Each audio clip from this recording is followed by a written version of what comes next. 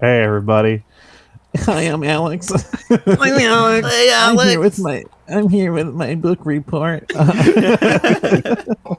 um I'm kidding. So yeah, so like I said, I figured I already knew what book Teddy was doing, which I won't say. And I didn't know what Spencer was doing, but I figured the easiest go to would have been one of like the history of or factual books. So I was looking for like an out, so like something different that I could do. And I was looking through my books, and I came across a book that I hadn't read yet, that I'd had for a few years, that I was very interested in. And is this coming out after the other episodes, Teddy, or before the other episode? Do you know? I was gonna post this the first or the second Monday. Okay, then I won't mention the other episode. But um, so my book is actually a fictional book. It is. It's not true, Spencer. It didn't know it never happened. It's Resident Evil Caliban Cove. Caliban Cove.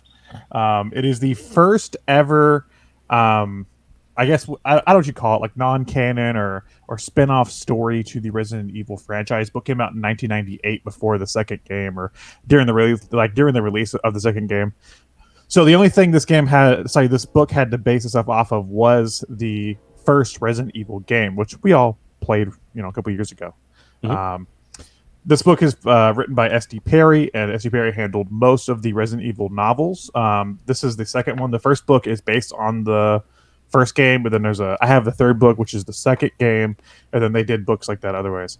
But this one I thought was interesting because it is like its own story, and kind of has its own takes on the Resident Evil universe, and it's interesting to see what he thought of and what was going on here, as opposed to where the series actually went beyond this point. So Caliban Cove takes place directly after the first Resident Evil. The events in the Spencer Mansion, of course, went down, and this mansion was disposed of, and all that fun stuff. Umbrella has covered that event up. The remaining stars members from the mansion, which are Barry, Chris, Jill, and Rebecca Chambers, who is the main character of the book, they are all trying to tell the world what happened after the Umbrella incident in the Spencer Mansion, and nobody's believing them. The police chief of Wrecking City, Chief Irons, doesn't believe him. He's been paid off by Umbrella. The Stars unit has also been paid off by Umbrella, and they've kind of turned on those Stars members, and nothing's getting done. They're all fearing for their life. So the book picks up like I think 5 months after that first game, and Barry Burton gets a call from another Stars member that he used to know, who is actually believes his story about the Spencer Mansion after he's looked into some of Umbrella's dealings, and he's figured out that these Stars members aren't crazy, that there might be some shit going down.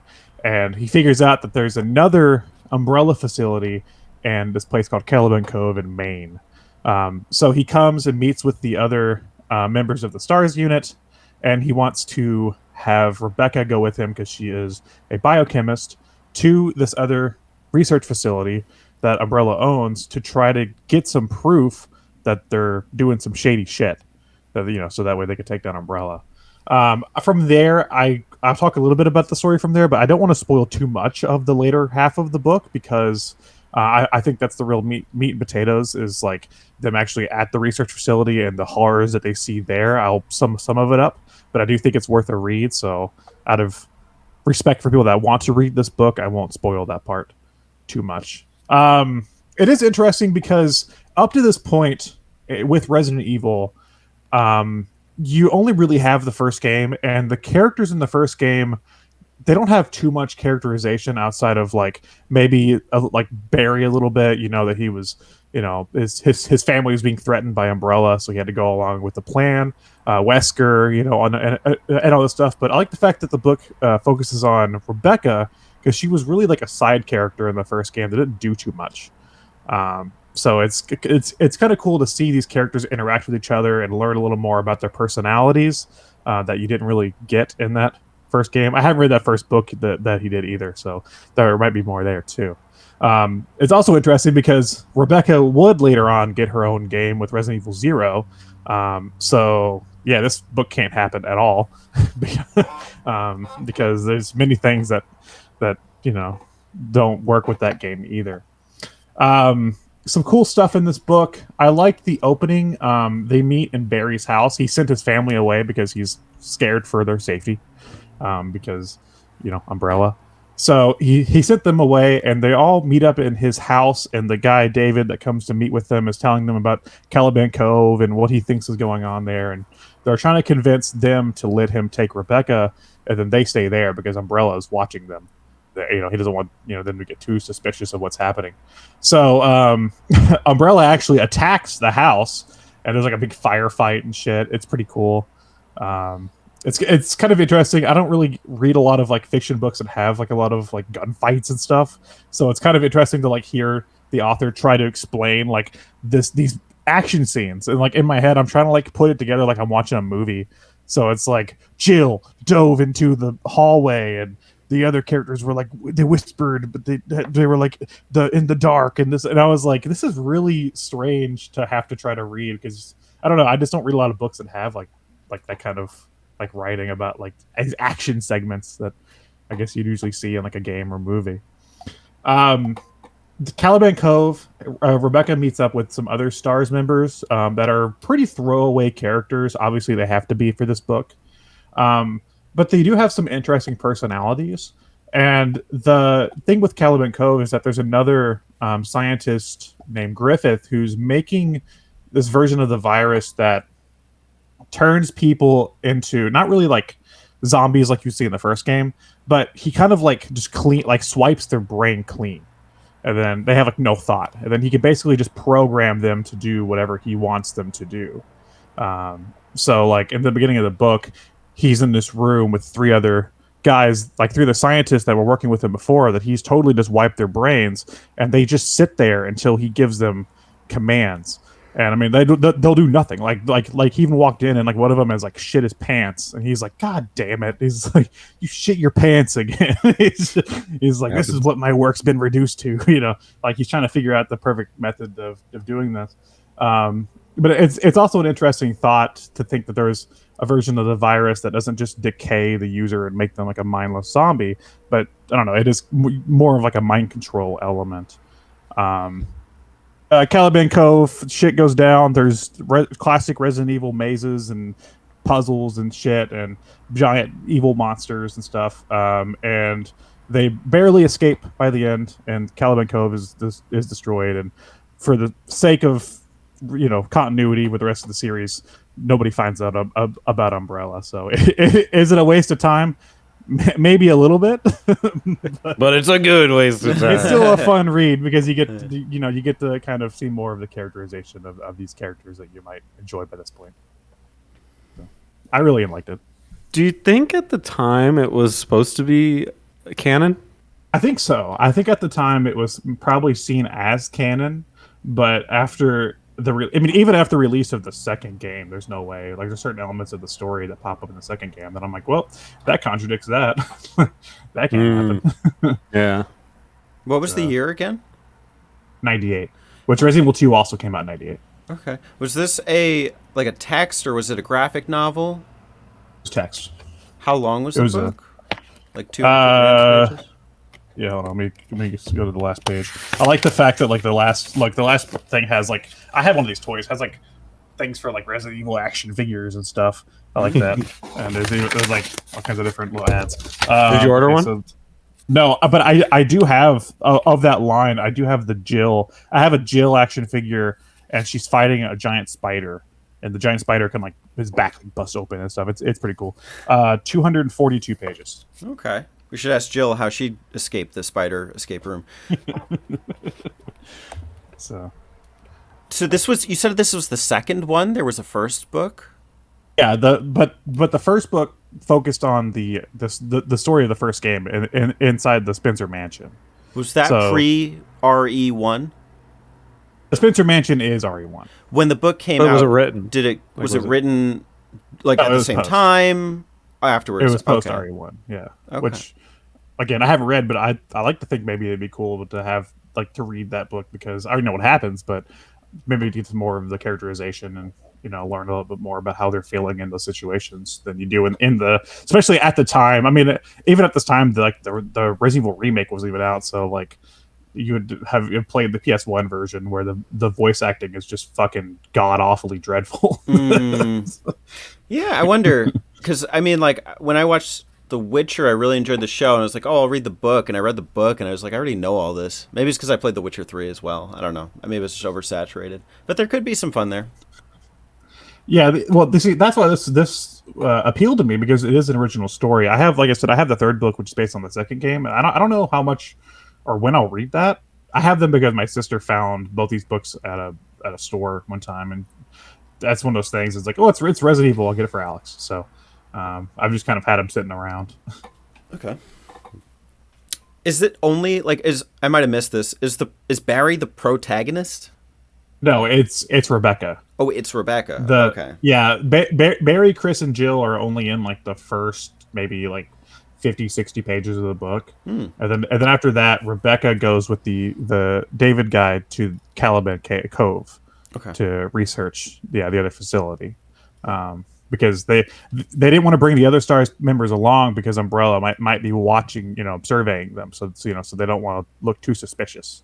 So they just take Rebecca because she seems like the most non-threatening anyway, and she's a biochemist. She's like 18. Who is Rebecca in the first game? She was the field medic. What point? I don't know if you see her too much. We played. You played Jill's campaign, right? Yes. I think she might pop up more in Chris's campaign. Okay. Yeah, but she's there. She does stuff. They also mentioned Brad, who was also in the first game, and he skipped town. He's out of there. He's gone. Okay. Good, fuck this. It's good for a Resident Evil fan. Absolutely, I think it's great.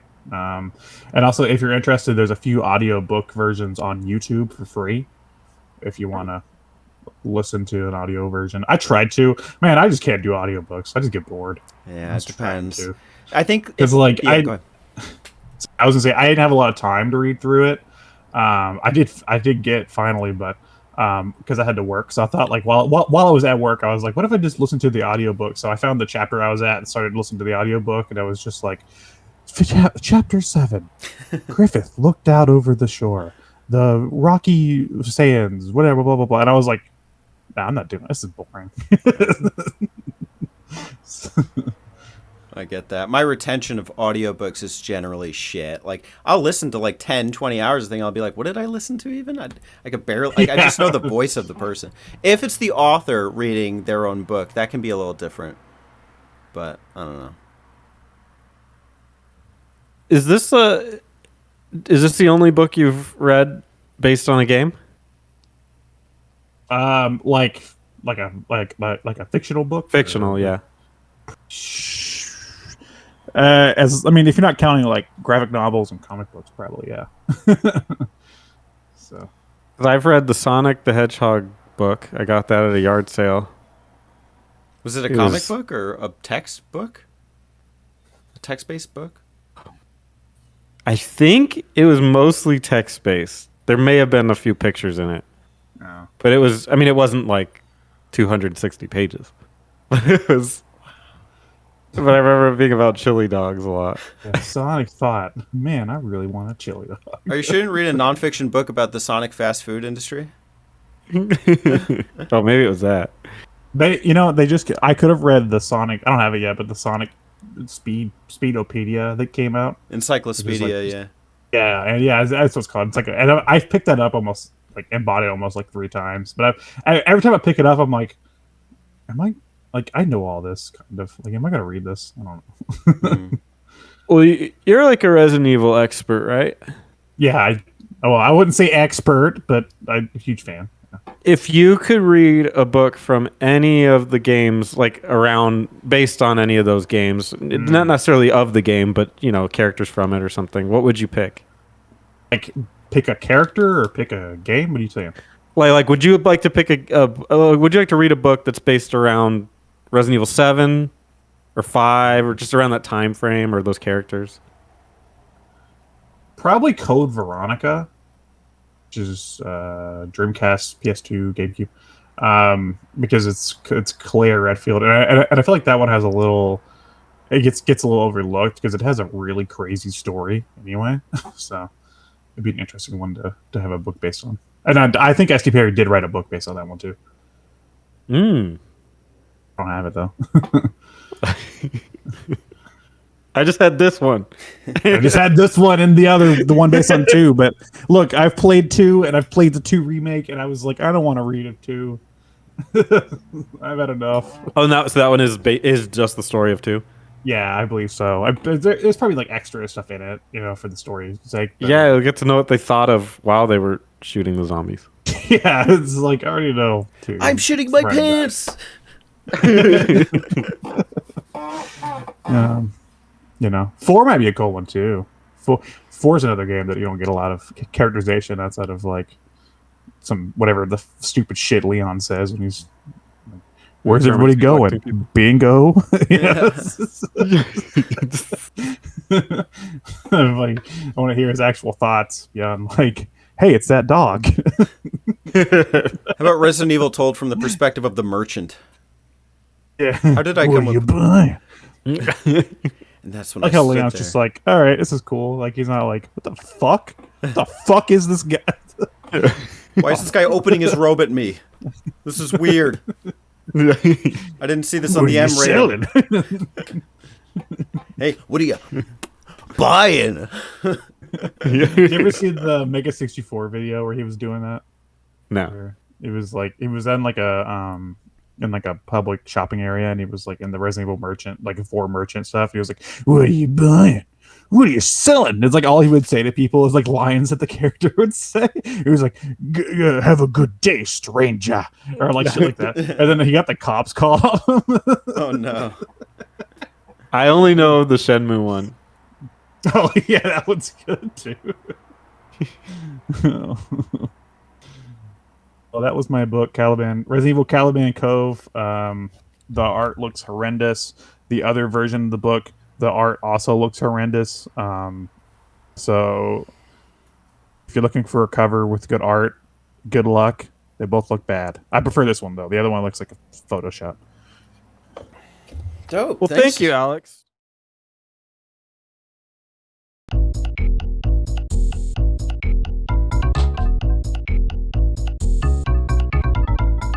Hit the subscribe button if you haven't already, so you can catch more awesome Ape Wild content.